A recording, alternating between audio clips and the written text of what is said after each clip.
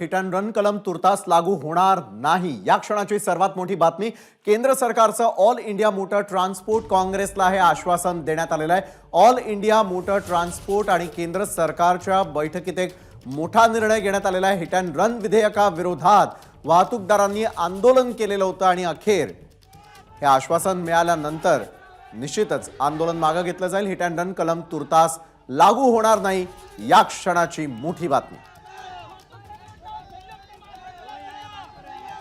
सोमेश कोलगे आमचे प्रतिनिधी या संदर्भात अधिक माहिती देतात। सोमेश, खरं तर हिट अँड रन कलम आता तुर्तास लागू होणार नाही, त्यामुळे निश्चितच एक मोठा दिलासा या सगळ्यांना ज्यांनी आज आंदोलन पुकारलेलं होतं त्यांना मिळालेलं असेल। आश्वासनामध्ये नेमकं काय सांगण्यात आलंय सोमेश?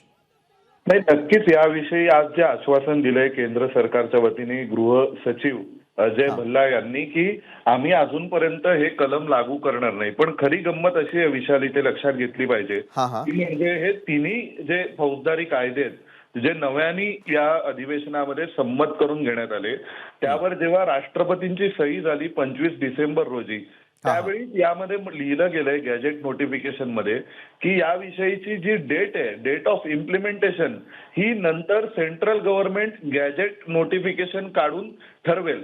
म्हणजे अजूनही आपल्याकडे ते नवे फौजदारी कायदे, ज्या कायद्यातील एका कलमामध्ये ही तरतूद आहे, ते कायदे लागूच झालेले नाहीयेत।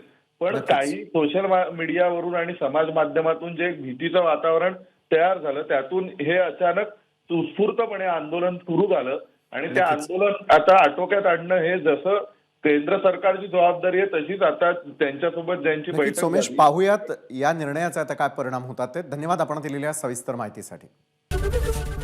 एबीपी माझा, उघडा डोळे बघा नीट।